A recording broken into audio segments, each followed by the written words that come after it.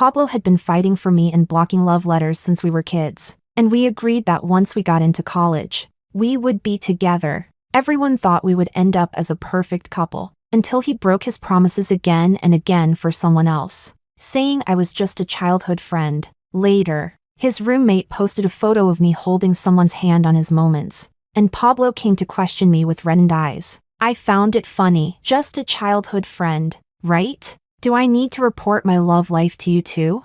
Chapter 1. On the 7th day of giving Pablo the silent treatment, he waited for me downstairs at the dorm building. He walked me to the teaching building and then proudly pulled out a big craft paper bag from inside his jacket like it was treasure. It was from my favorite bakery, more than 30 kilometers from school, a distance that even courier runners refused to take. The sun was just rising, and behind Pablo, the leaves of the mango tree were still dotted with water droplets. I couldn't help but frown. With last night's heavy rain, who told you to drive out? Worried about me? Pablo raised an eyebrow, his tone a little playful. You're worried about me after ignoring me for so many days and making me coax you first? Last week, Pablo and I had a fight, and I hadn't gone to him for an entire week. He hadn't come to me either, until today. I pressed my lips together. Nobody asked you to coax me. I turned to leave, but he grabbed my arm. I want to. I'm dying to. Is that okay? As he said that, he blinked his pretty, fox-like eyes and made a pitiful expression to surrender. He knew I always fell for that. For someone who hated rainy days, just driving through the rain to buy the things I liked was enough to melt my heart. I can't finish this much. Who are you feeding? Pigs?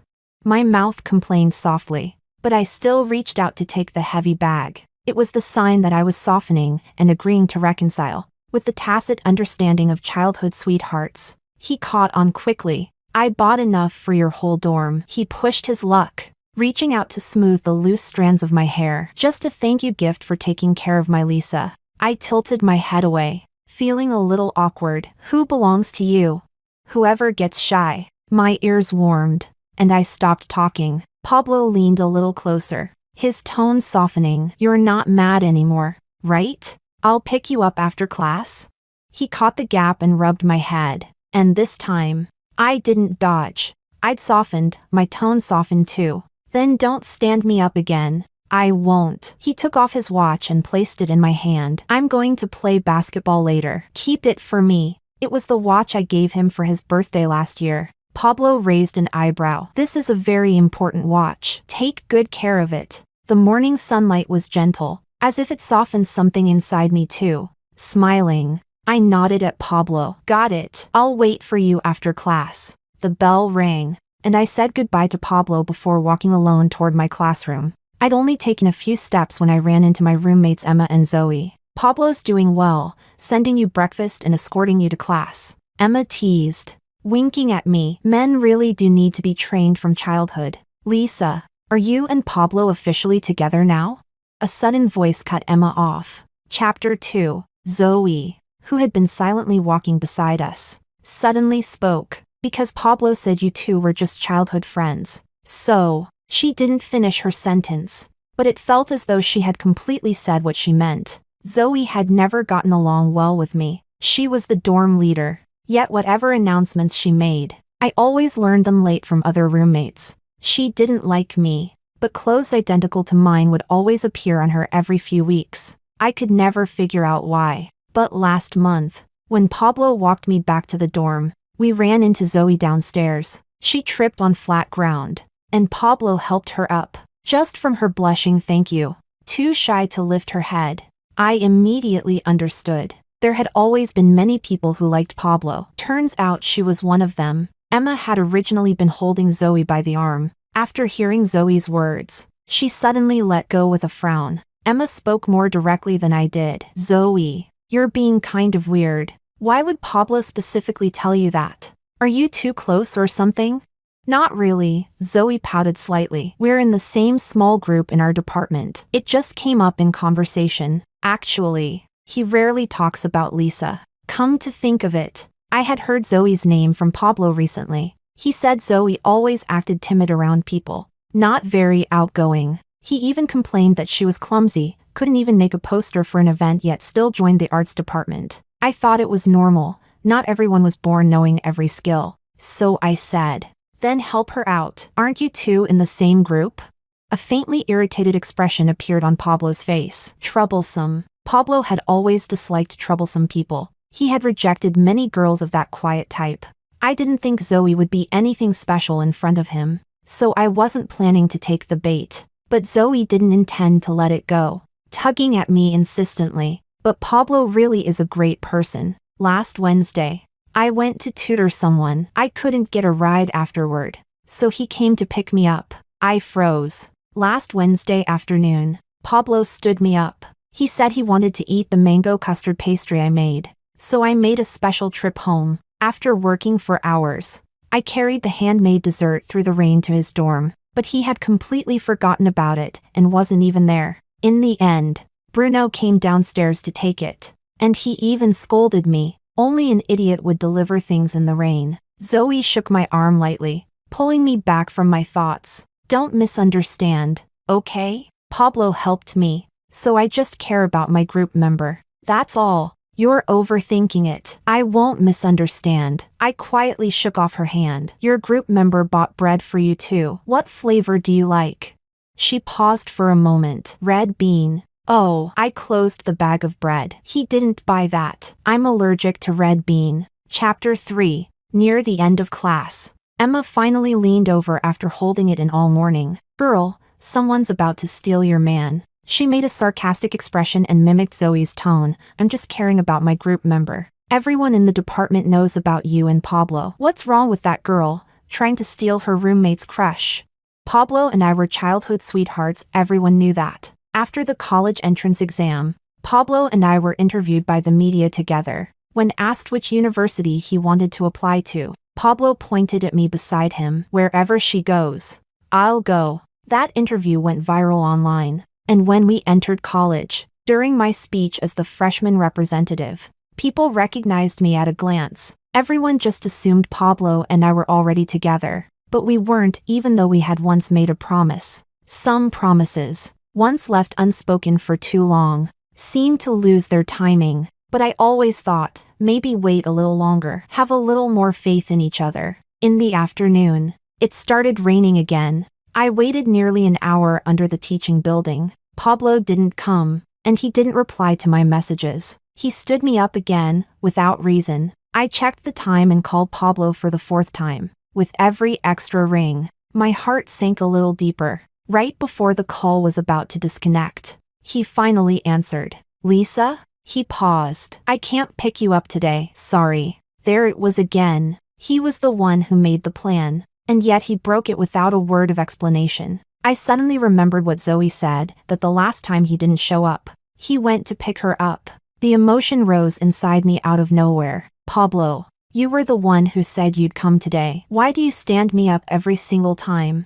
Maybe it was because the accusation in my voice was too obvious. But on the other side of the phone, Pablo clicked his tongue impatiently. Pablo had never had a particularly good temper. With others, he always acted distant and arrogant. But somehow, this was the first time he clearly showed impatience toward me. My voice softened instinctively. Pablo, you promised me. I really forgot. He sighed. Tomorrow. I'll definitely be with you tomorrow. Okay?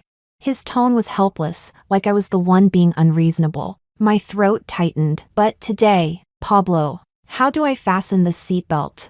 A car door opened on the other side of the call, and then a familiar voice slid into my ear. It was Zoe. She had skipped class early to go tutor. The rain was getting heavier. The person on the phone said something else, but I no longer heard it clearly. I had wanted to say, but today is my mother's death anniversary. You've accompanied me every year. But he had clearly forgotten. A sudden fear rose in my chest, as if something I had been holding onto was slipping away. I gripped my phone and hung up with a messy gesture. The ringtone soon rang again, drowned in the sound of the rain. I didn't know how long passed before the screen dimmed and a message from Pablo appeared. Stop being upset. I really have something urgent this time. I'll explain tomorrow. Bruno is in the academic area. I asked him to pick you up.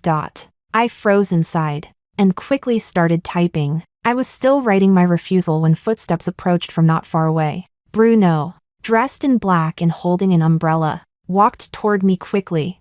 I glanced at my phone. The message had been sent only 7 minutes ago. When I looked up again, the man who had been 10 meters away was already standing at the steps. Why are you spacing out? Get over here. His clear yet lazy voice pulled me instantly back to that summer full of cicada songs. Chapter 4. Bruno transferred to our school from the neighboring city on the day of Lisha, the start of summer. In our second year of high school, after a monthly exam, he became my desk mate. Unlike those idle drama storylines, the only strong bond we developed seemed to be in academics. This month I got first place. Next month he would pull several all-nighters just to surpass me. Bruno was competitive and sharp-tongued, but his math was unbelievably good. So I swallowed my pride and asked him questions. He looked at me with disdain. If you stopped running to the next class to find your little childhood sweetheart, you wouldn't be making mistakes on problems this easy. I originally thought we would always stay like that. Until 2 months before the college entrance exam, I received the class yearbook he filled out for me, and inside it was a single button, the one closest to his heart on his school uniform. I was dazed, thinking this guy must be trying to mess with my mindset, steal my first place ranking. Don't think this will make me go easy on you and let you take the top scorer spot. I didn't dare accept it. Laughing awkwardly, I pushed the yearbook back onto his desk. Sure, I'll wait to be defeated by you. Bruno's tone was lazy as he slid the yearbook back in front of me. When I tried to push it back again, Bruno grabbed my wrist. Bruno, you know I didn't finish. But Bruno understood. I know, I'm going back tomorrow to take the exam. He let go of me, stubbornly placing the yearbook in front of me again, his expression more serious than ever. Lisa, this is as far as I can go. You have to allow someone without a childhood sweetheart to have their own youth too. Bruno packed away the last book and smiled at me. His 2 sharp canine teeth peeked out faintly. If you don't want it, throw it away. Good luck on the exam. Back then, I thought we'd never see each other again, because he had said he preferred southern cities. North City was too dry for him. Who would have thought? He stayed in North City and even became Pablo's roommate. Chapter 5. Bruno's car was clean and tidy, filled with the light scent of sea salt and pine. He started the car but only tilted his head to look at me. I thought he was waiting for me to say something. Sorry. I didn't know Pablo would ask you. I didn't mean to make you run over here. Bruno blinked and said plainly and directly. Don't apologize for him. I didn't come because of him. Bruno was so straightforward I didn't dare respond. As I froze, a shadow fell over me, and the scent of sea salt and pine surrounded me. Instinctively, I raised my hand to block my face, yet Bruno stopped at a perfectly polite distance. Then I heard the click of the seatbelt locking. What's wrong? Bruno seemed to chuckle softly. I thought you were going to kiss me. I thought you were going to hit me. Awkwardly, I put my hand down. The rain outside the window was growing heavier, but Bruno drove the car out of the school. Where are we going? I asked. Aren't we going to North Mountain Cemetery? He typed it into the GPS. I remember it's always this day every year. I was stunned. How did you know? Bruno didn't answer directly. He smoothly turned the steering wheel and drove onto the ring highway. When we filled out the forms in high school, I saw it by accident. Every year on this day, you take leave, and the next day you always seem distracted, staring at your necklace nonstop. The necklace was my mother's keepsake. I had never told Bruno about this, and I never imagined he had noticed. Maybe seeing me dazed for too long, Bruno freed one hand to lightly pat my head. You made a promise. If you don't go, she'll be sad. Chapter 6. When we left the cemetery, night had already fallen, and the rain had gradually stopped. Bruno leaned against the car window smoking. When he saw me coming, he hurriedly put it out with a hint of panic. I was surprised. You smoke too? Top student? Started in senior year of high school. Trying to get first place was stressful. Bruno raised an eyebrow. You have no idea how hard you were to chase. Because of that one sentence, I didn't dare say a word the entire way back. Even when Bruno added, I meant academically, while I pretended to play with my phone like a timid quail. I came across a new post on Zoe's Moments. It was a picture of her making a wish with her eyes closed, in front of a delicate pink swan cake, the same bakery as the one Pablo bought from in the morning. First time in my life someone remembered my birthday. I'm so happy. I didn't like the post. I exited moments immediately. Back to WeChat. No new messages. No missed calls. Suppressing the sour ache in my chest, I turned off my phone. A while later, the car stopped at the dorm building. I thanked Bruno. I'll treat you to a meal another day. No. Bruno tapped the steering wheel with his finger, rejecting me without hesitation. I don't want to have dinner with someone whose heart already belongs to someone else. Oh. I choked on my words. Unable to reply, I unbuckled my seatbelt and prepared to get out. The moment I opened the door, a strong hand pulled my arm back. My eyes were covered by a warm, dry palm, and the car door closed with a soft thud. In the next second, Bruno's voice came from right beside me. Is that all the sincerity you have? Not going to try inviting me again? The scent of sea salt filled the small space. The distance between us felt ambiguous. Yet all I sensed was his protective gentleness. I patted the back of his hand. Don't cover my eyes. I already saw. Under the big tree not far away, Zoe was hugging Pablo. Pablo was holding something, a square pink box that looked very much like a birthday cake. He didn't hug her back, but he didn't push her away either. A second before Bruno covered my sight, Zoe had lifted herself on tiptoe to kiss him. In the darkness, I blinked, and tears surged out without warning. Bruno hurriedly cupped his hand under my eyes to catch them, while his other hand searched for tissues. I stared at the lines of his palm as my vision grew blurrier and blurrier. I didn't know how long it took before he was still holding that position, catching my tears. The scene felt almost comical to me, so I gently pushed his hand away and changed the subject. Bruno, your lifeline is so long. He wiped my tears and then spread his hand in front of me again. Really? Then read my love line too. Am I getting some romance soon? Chapter 7. When I returned to the dorm, Zoe was already dividing the cake. Her cheeks were red, unable to hide her excitement. It had only been half a day since I last saw her, yet she seemed much more cheerful. When she saw me, she hurried over impatiently. Lisa, today's my birthday, but the cake is red bean flavored, so I won't give you any. She blinked meaningfully. It's not suitable for you. I don't think you should force yourself. To be honest, I was never good at dealing with moments like this. Competing in secret over a man, yet unable to put anything into words, because I had no standing. After all, I was just Pablo's childhood sweetheart. Suddenly, I started hating Pablo. We clearly agreed, once we got into college, we would be together, and I hated myself too. I'd hinted at that promise again and again, yet he showed no real reaction, and I foolishly stayed by his side, drinking poison by lingering in that ambiguous half-romantic distance. I didn't respond to Zoe. After washing up, I went to bed. I had barely laid down when the curtain of my bed was pulled open. Zoe stood there with a provocative smile. Lisa, can I ask you what Pablo likes? He celebrated my birthday with me. I want to buy him a gift. The incandescent light passed through the curtain, making my head throb. I yanked her hand off my curtain and said coolly, he's into Park Street sneakers lately. Can you afford them? Zoe froze. Her eyes reddened instantly. She turned and ran back to her bed. When Zoe's eyes turned red, I felt a flash of vindictive satisfaction, but even more self-disgust. Why was I becoming such a mean person because of Pablo?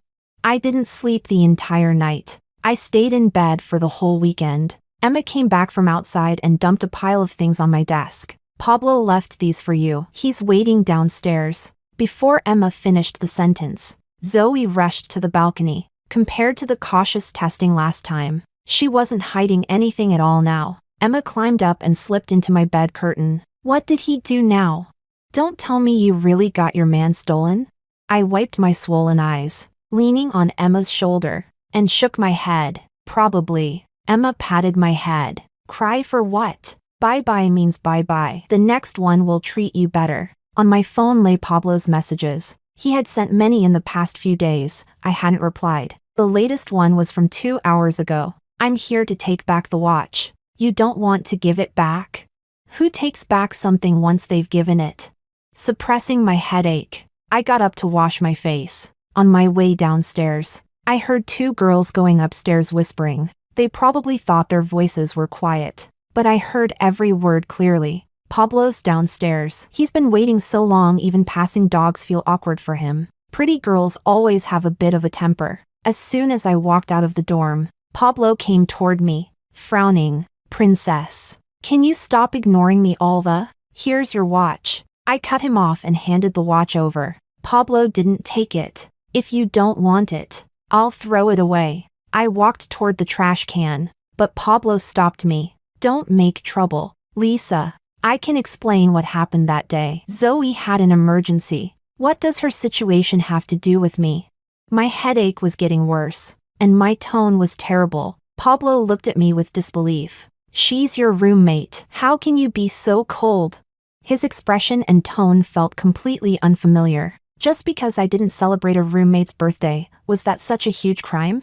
Pablo, our department has a meeting soon. Can you take me with you?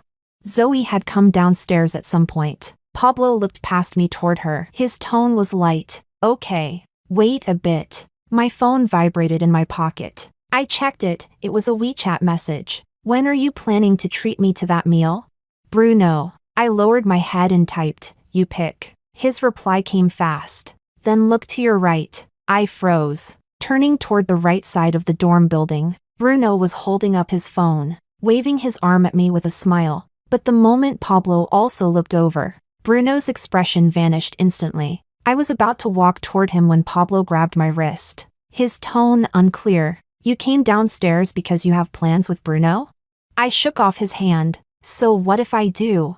Pablo actually laughed. Go ahead. It's not like you even like him. His tone was so certain, like I would stand there waiting for him forever. But Pablo, I really don't want to like you anymore. Chapter 8. Bruno ordered a bowl of rice with toppings and left again. When he came back, he was carrying a small bag. Fever medicine or painkillers, see which one you need. He asked the owner for a cup of warm water and set it in front of me. After feeling my forehead, he quickly twisted open a pill of ibuprofen. Reduces fever and pain. Take it. I stared blankly, took it, and swallowed it with the water. How did you know I was sick?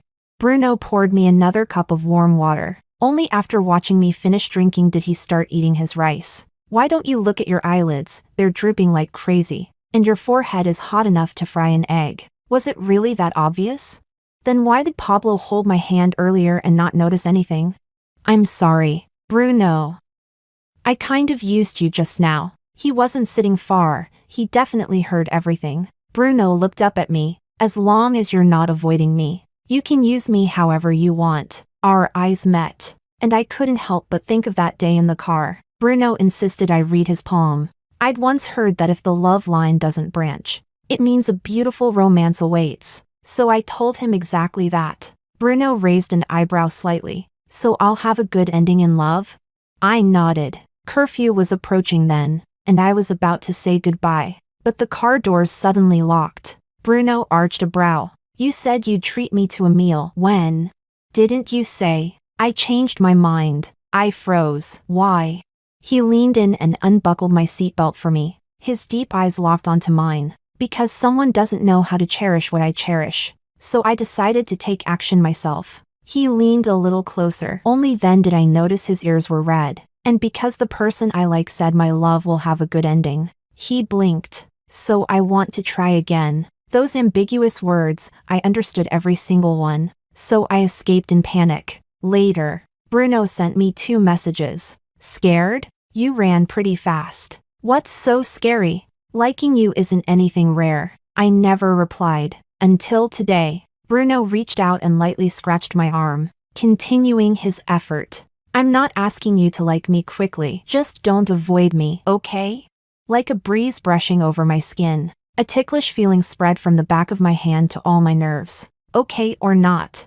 Bruno tilted his head, refusing to let it go. I surrendered. I wasn't avoiding you in the first place. Oh, good. A smile slowly spread at the corner of his lips. His gaze soft and tender. Chapter 9. Pablo and I fell into a cold war. He sent me a message explaining that Zoe had gone to tutor a kid that day, and the parent acted inappropriately toward her. Because it was urgent, he rushed over. I didn't reply, and Pablo didn't contact me again. Their arts entertainment department was busy with preparations for the graduation gala. I knew this from Zoe's moments. She always posted about Pablo, never hiding it from me. For example, Pablo's back during rehearsal, Pablo's hand during a meeting. Someone in the comments teased, "Oh, shots meant for someone special." Huh. Someone else screenshotted the posts and came asking what was going on, why Pablo was so close with Zoe. Everyone still thought Pablo and I were the actual couple. I could only repeat wearily, "We've never been together." Then I ended the conversation quickly. I was busy too, while others were finishing midterm assignments. I was already preparing for final exams. Apart from classes, I practically lived in the library. Bruno was always beside me. His reason, "Sitting next to you is the only way to max out my study motivation. Feels like being back in high school. If I zone out for a minute, you'll outrun me instantly. So for the sake of my GPA, you can't kick me away." As if I ever would. And so, we became study partners again, just like in high school. One day, after solving a problem set, I paused to rest. My phone lit up with a new message. From Bruno. "Look to your left." I found it funny, he was literally right next to me and still texted. So I turned my head and happened to meet Bruno's gaze perfectly. Bruno was resting his chin on his arms, watching me, blinking very slowly. The sunset poured through the window, brushing over his hair. His whole head looked soft and glowing, as if covered in light. So he wanted me to see the sunset. My heartbeat stuttered, flustered. I passed him a grapefruit candy. Bruno put it into his mouth, instantly sat up straight, and very seriously started doing practice problems. That completely made me laugh. After studying, Bruno walked me back to the dorm. The moment I opened the door, I saw all my things swept off my desk and scattered on the floor. The crystal ball on my desk had been smashed into pieces. Pablo had given it to me. The culprit stood nearby, not thinking she had done anything wrong. Eyes red as she demanded, "Why did you report me to the professor for skipping class? He won't let me take the final exam now."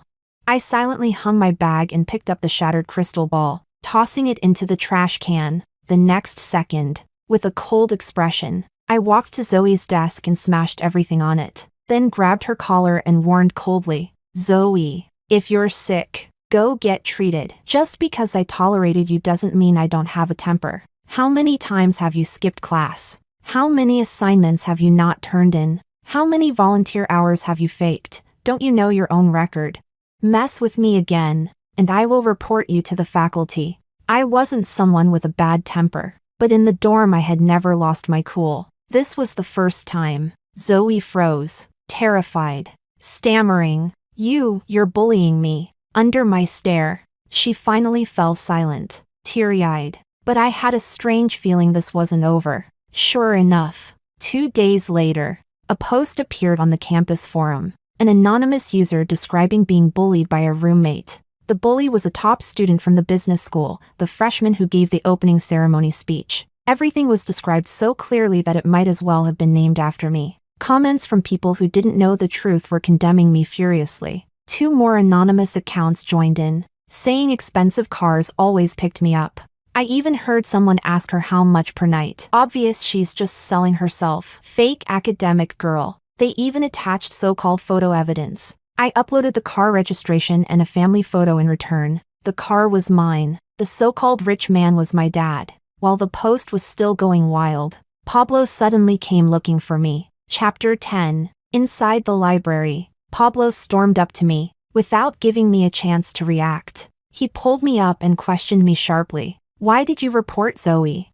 Don't you know she's a financial aid student? If she fails the class, she'll lose her scholarship and her merit awards." The library was quiet, but Pablo's voice was anything but. Many people looked up. For a moment, I felt like a circus monkey on display. Humiliation burned through me, but I still forced myself to calm down and dragged Pablo out of the library. At least don't disturb people preparing for finals. Outside, Pablo questioned me again, though his tone was a bit softer this time. "You may hate Zoe, but that doesn't mean she's a financial aid student, so she can't be reported when she does something wrong?" I cut him off. "Zoe skipping class isn't new. She never contributes to group projects. Everyone in the grade knows this. But she still gets scholarships every time. Is that fair?" Pablo opened his mouth but couldn't respond.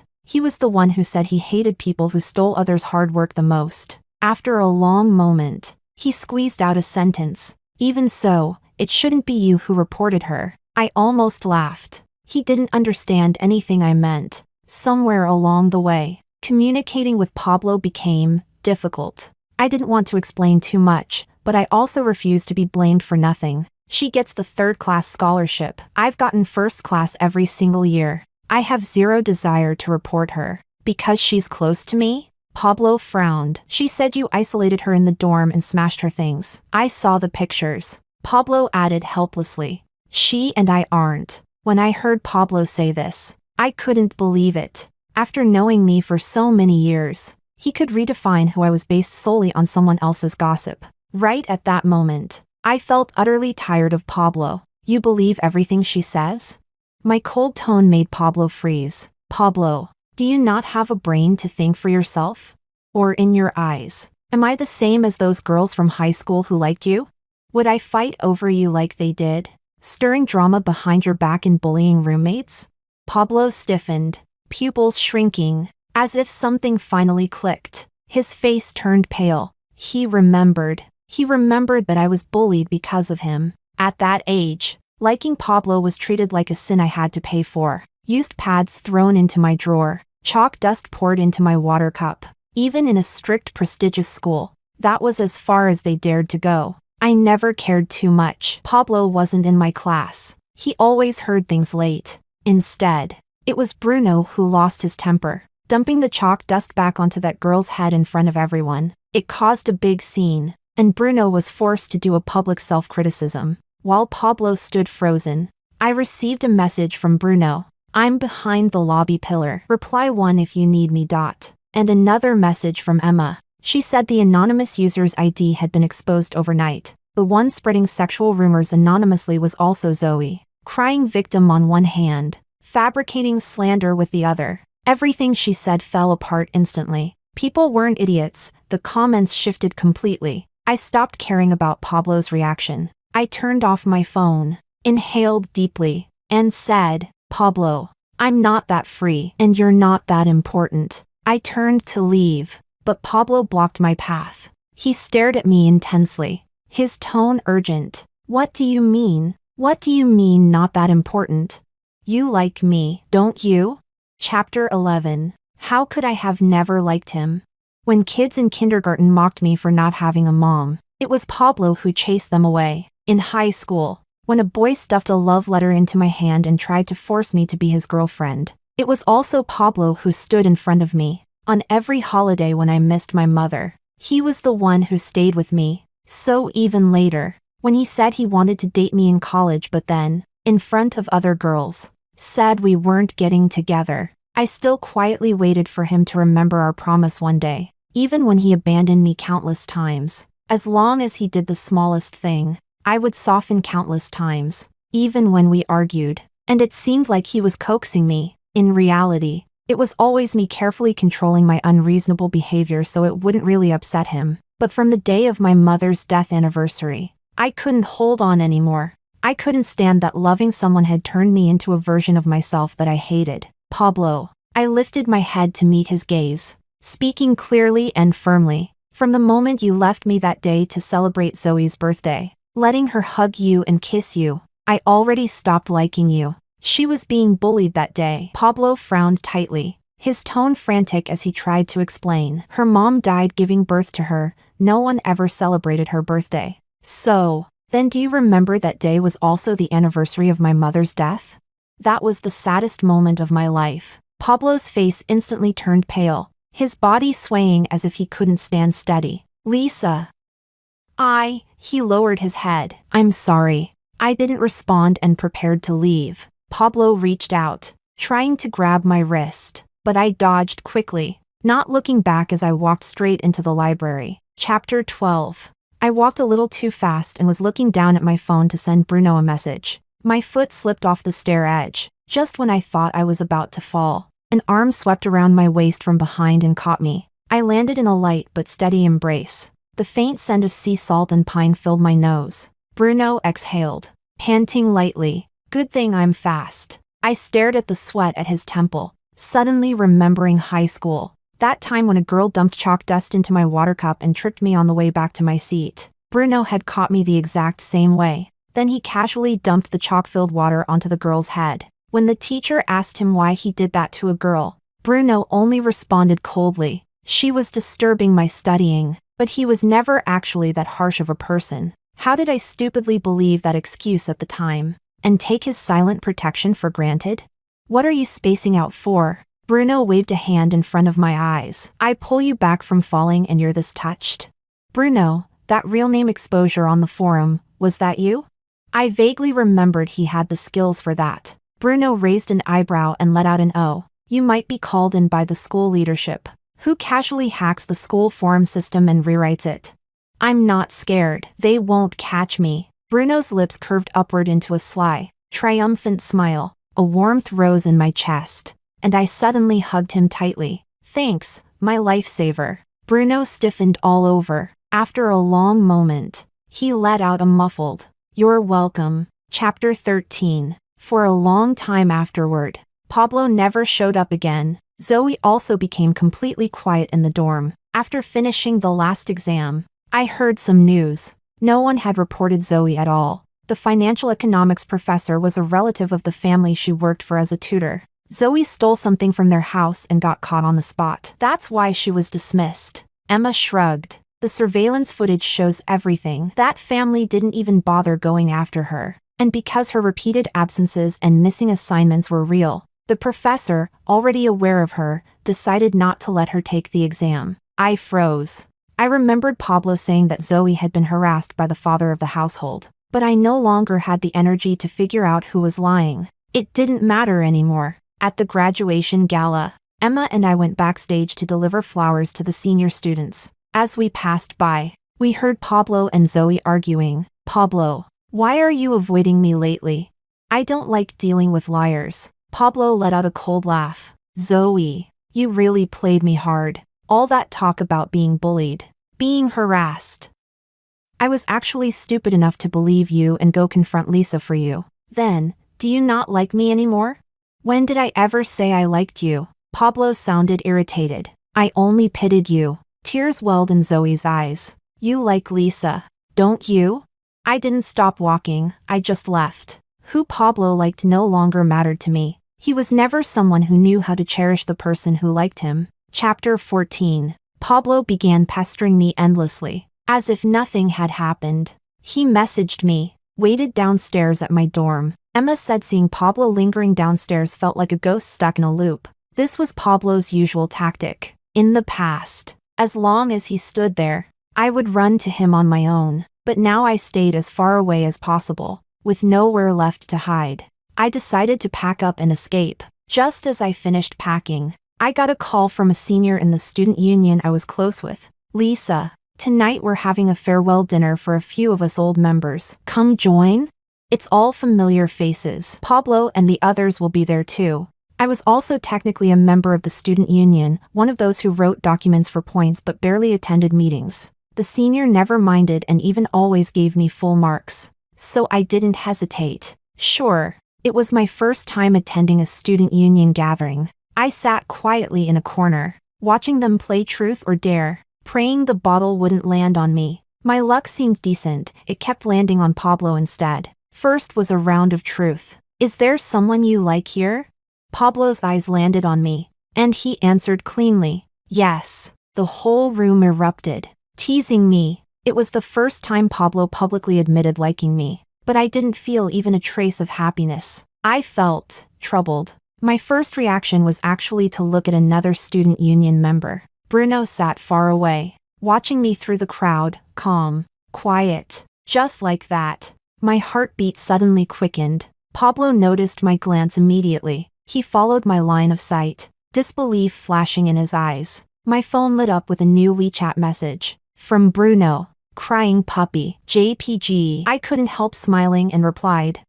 The game continued. The third time the bottle pointed at Pablo. He chose dare. Confess to the person you like. With the previous rounds, everyone already knew what to expect. Before I could react, Pablo was pushed in front of me. He pressed his lips together, looking unexpectedly nervous. Just as he was about to speak, the entire room suddenly went dark. Is the power out?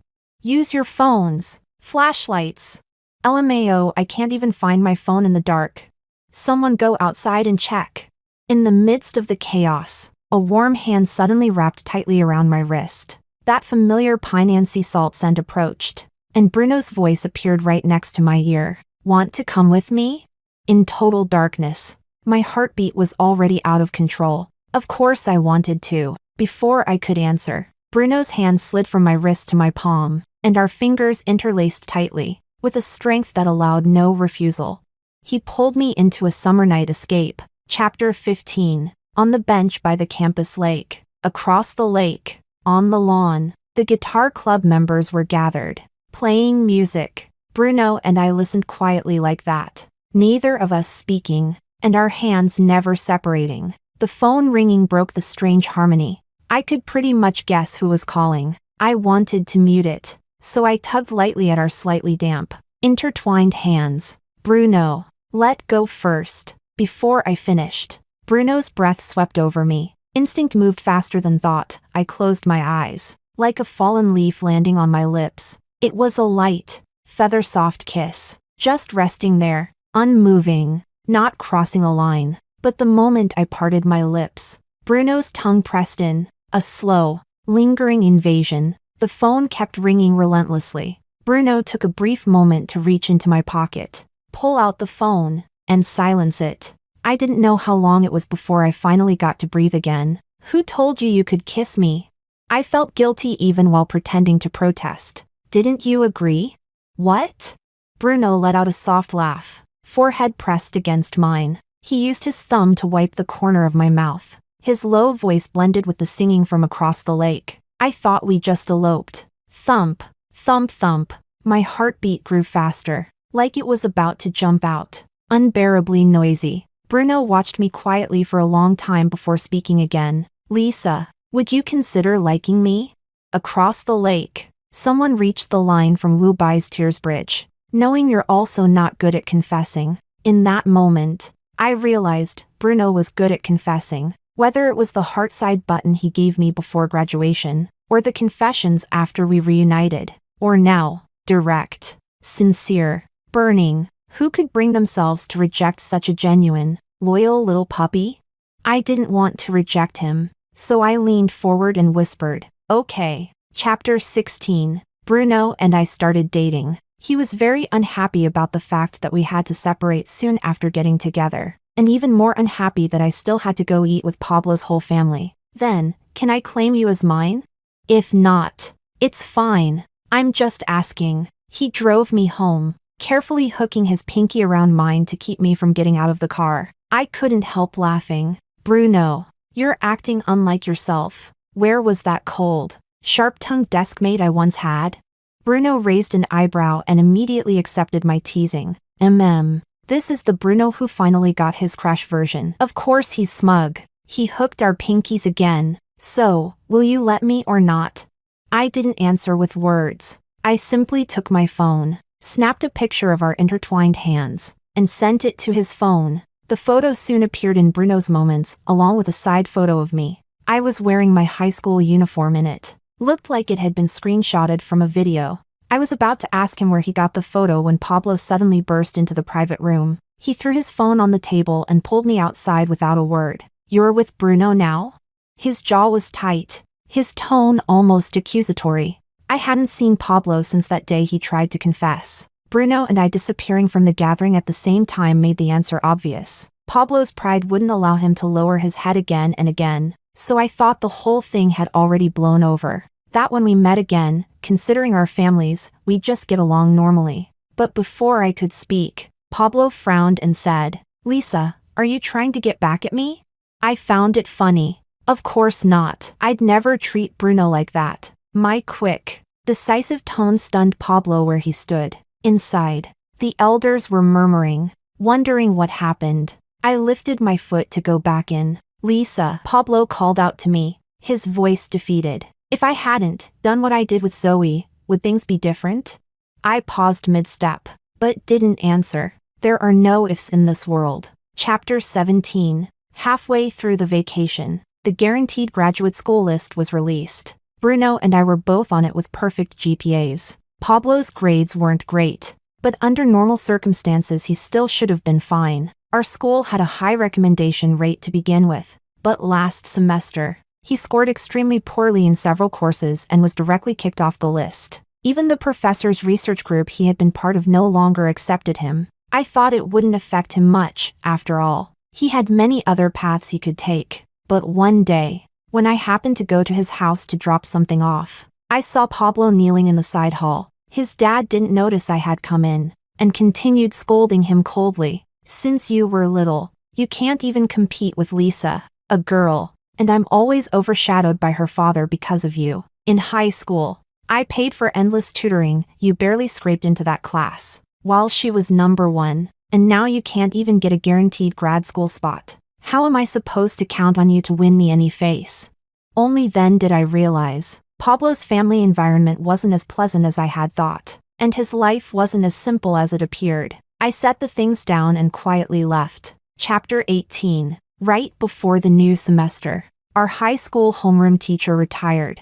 The 2 classes he taught organized a gathering. I saw Pablo again only at the gathering, he was in the other class. He messaged me, asking if I wanted to go together. I replied no. I chose a seat far from Pablo. Just as I was about to sit down, the homeroom teacher called me over. "Lisa is my proudest student, she must sit next to me." Then he sighed. "Too bad Bruno isn't here, otherwise one on each side, my 2 guardians." As soon as he said that, the whole room burst into teasing. Everyone except our teacher had clearly seen Bruno's official relationship post. I was so embarrassed I covered my face and didn't dare look up. Just then the class monitor walked in from the entrance, smiling. "Who said Bruno isn't here? How could the top-scoring couple of our class ever be separated?" The teasing got even louder. I turned in disbelief. 5 minutes ago, Bruno had texted telling me he was at home in the neighboring city playing video games, and now he was leaning against the doorway, head tilted, smiling at me. After that, the conversation at the table completely shifted. Some asked how Bruno managed to win me over. Some joked we must have secretly dated back in school. Someone who got drunk even blurted out, asking whether I wasn't the closest with Pablo before. I smiled and explained. We were just childhood friends. Bruno had drunk a little and leaned softly on my shoulder, playing cute. If a one-sided crush counts as early romance, then I've been passionately in love for many, many years. At the table, everyone was laughing. Everyone except Pablo, whose expression was dark, completely out of place. After the gathering ended, I went to the restroom. When I came out, Pablo was leaning against the restroom doorway, smoking, looking unusually lonely. I walked past him. Pablo's voice suddenly sounded behind me. "You saw me kneeling at home last time, didn't you?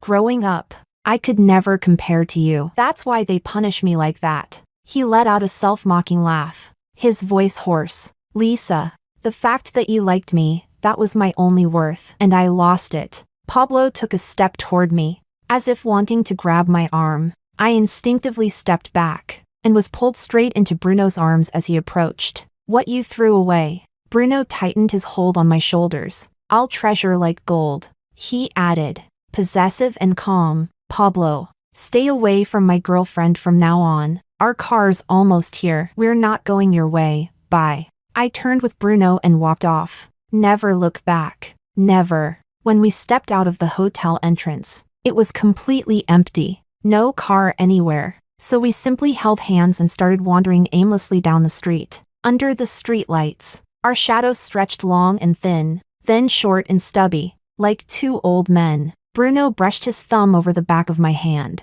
carrying a hint of drunkenness, almost deliberately acting spoiled. "Look at us, homeless in North City. What do we do?" I tightened my grip on his hand, gave it a little shake, and smiled at him. "I'll take you home."